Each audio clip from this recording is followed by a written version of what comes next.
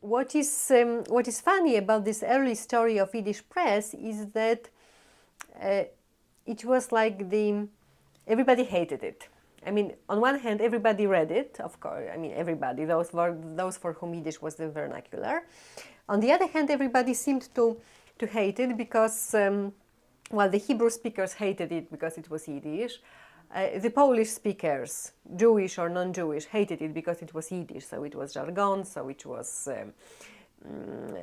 jargon, and the biggest problem was that you didn't really know what they were telling people writing in Yiddish, right? Because Polish speakers could not read it, so actually you don't really know what they are telling these Jews using this script, and some actually of the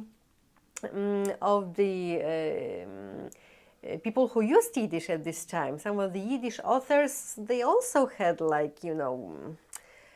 they weren't particularly sure whether they should be happy or not. I mean, on one hand, yes, I mean, it's in Yiddish. On the another hand, it's like the yellow press. It really was the tabloid level.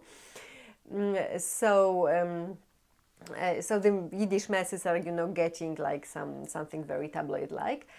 Interestingly enough, it was Peretz himself who was actually in defense of the Yiddish yellow press.